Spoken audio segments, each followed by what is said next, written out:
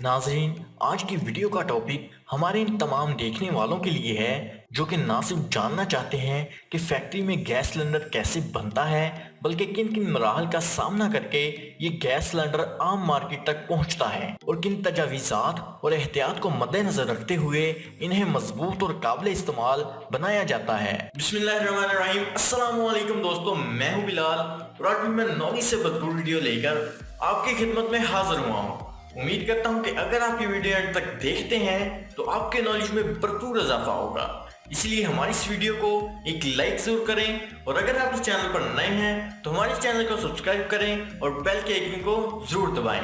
तो चलिए वीडियो शुरू करते हैं। सबसे पहले बड़ी मेटल शीट से गोल प्लेट काटी जाती है।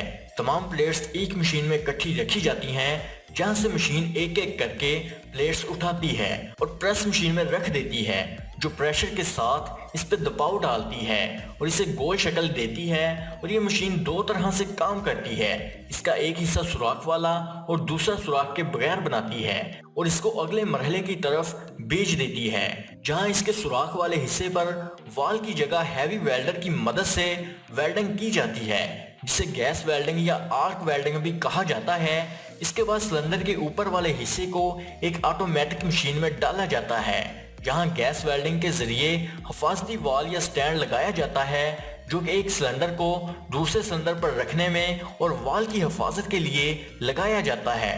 इसके बाद सिलेंडर के नीचे वाले हिस्से को ऐसी ऑटोमेटिक मशीन में डाला जाता है, जो कि इसके नीचे स्टैंड लगाती है, जो इसे जमीन पर रखने के लिए मददगार साबित होता है।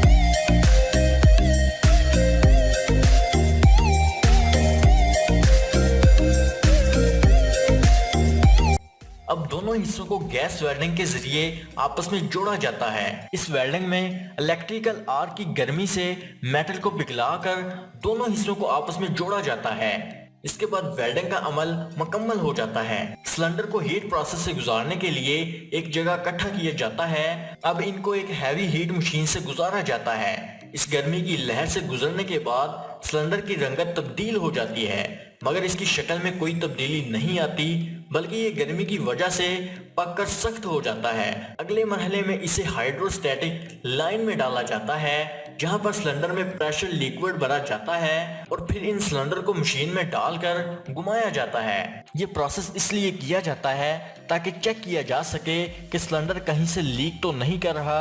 ये मशीन एक वक्त में 12 सिलेंडर्स को चेक करती है। इसके बाद अगली मशीन इसे उतार लेती है और रंगने वाले मराहल की तरफ ले जाती है, जहां सिलेंडर को एक तरफ से डाला जाता है।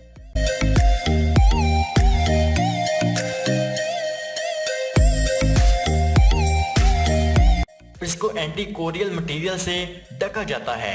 आहिस्ता आहिस्ता सिलेंडर एक एक करके बाहर निकलते हैं। यहाँ पर मौजूद वर्कर्स इन्हें अगले मरहले में रवाना करते हैं, जहाँ इन पर इलेक्ट्रिक पेंट किया जाता है, जिसे थर्मोस्टेटिंग पॉलीमर कहा जाता है। इसके बाद रंगने का अमल मुकम्मल हो जाता है।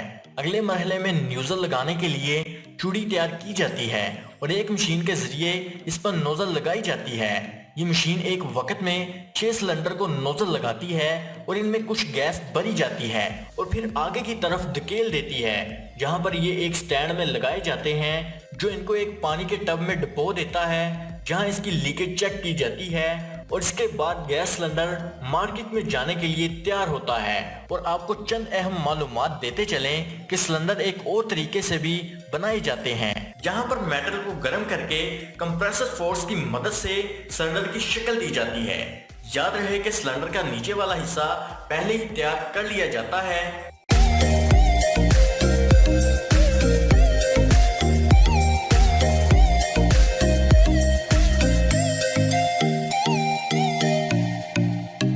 और फिर इसका ऊपर वाला हिस्सा इसी तरह कंप्रेसर फोर्स के साथ तैयार किया जाता है और इसके ऊपर वाल लगाने के लिए सुराख करके नोजल फिट कर दी जाती है। इसके बाद सिलेंडर रंग किया जाता है और इन्हीं मरहल से दोबारा गुजार कर तैयार कर लिया जाता है। जी तो नाज़रीन, आज की वीडियो को यहीं पर इख्तिताम करेंगे।